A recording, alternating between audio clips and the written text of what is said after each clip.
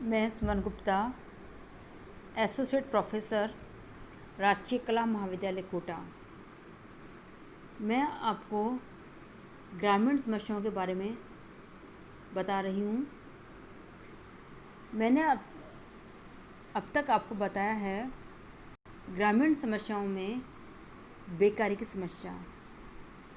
बेकारी की समस्या में मैंने आपको बेकारी का अर्थ, कुछ परिभाषाएं बताई थी और बेकारी के प्रकार बताए थे। अब मैं आपको ग्रामीण बेकारी के कारण बता रही हूँ। इनमें एक है व्यक्तिगत कारण और दूसरा है अवैयक्तिक कारण। सबसे पहले हम व्यक्तिगत कारण को समझेंगे। व्यक्तिगत कारण में जब व्यक्ति की बेकारी के लिए उसकी शारीरिक मानसिक अक्षमता उत्तरदायी हो तो उसे व्यक्तिगत कारणों से उत्पन्न बेकारी कहते हैं।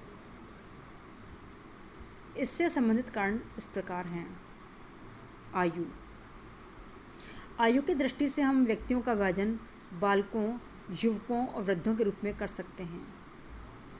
बालकों एवं वृद्धों में बेकारी की समस्या युवा लोगों की अपेक्षा गंभीर है।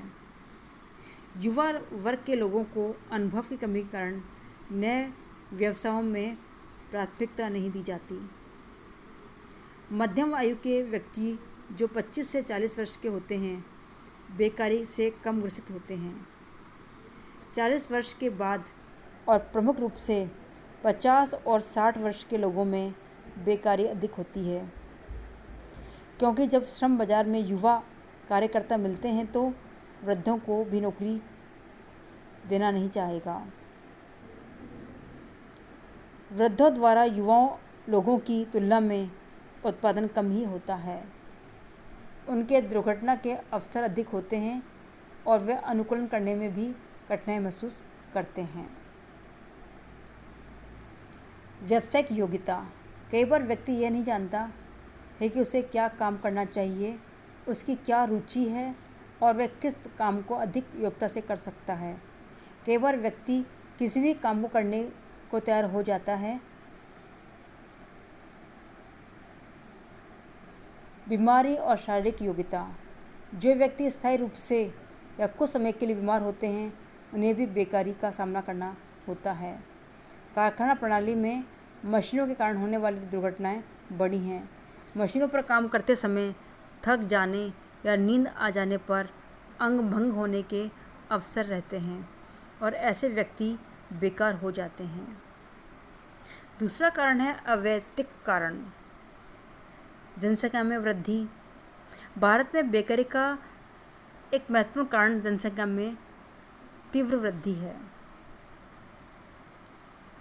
जनसंख्या बढ़ने के साथ साथ काम की पूर्ति बढ़ती है, परंतु जिस अनुपात में देश की जनसंख्या बढ़ रही है उसी अनुपात में उद्योग, व्यवसाय एवं रोजगार के अवसर भी नहीं बढ़ रहे हैं।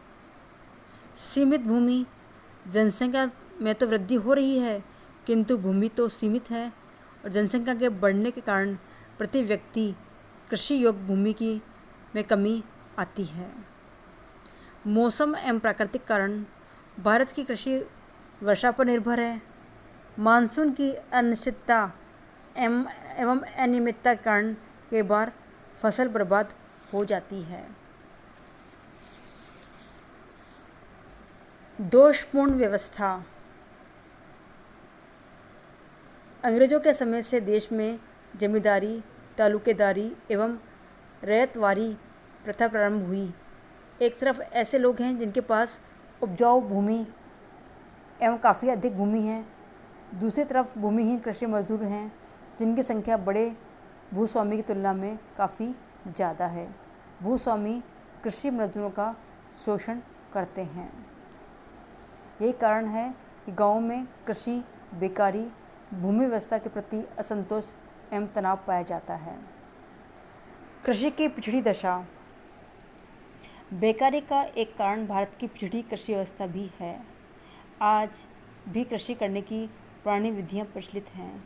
हल व बैल की सहायता से कृषि करना अवैज्ञानिक तरीकों तथा पुराने तरीकों, औजारों आदि का प्रयोग आज भी किया जाता है। वे कृषि क्षेत्र में उत्पादन बढ़ाने में सफल नहीं हो पाए हैं।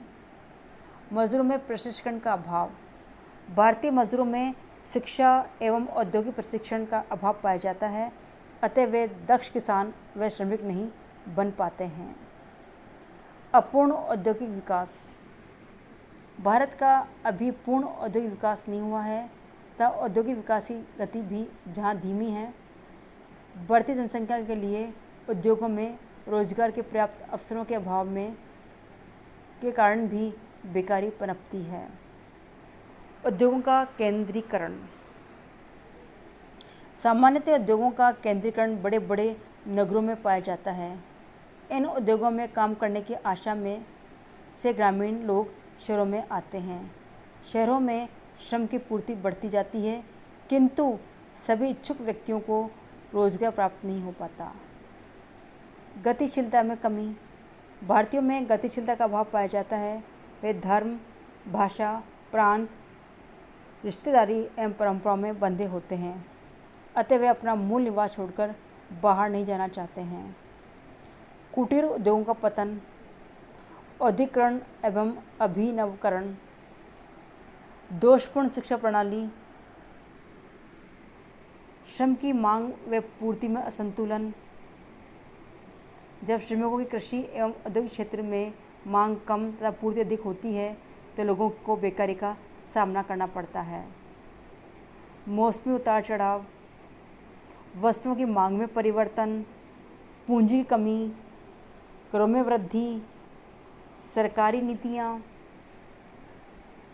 शारीरिक श्रम के प्रति उदासीनता, नौकरी की प्रतिष्ठा आदि अनेक कारण हैं जो बेकारी को बढ़ावा देते हैं और ये बेकारी के कारण हैं।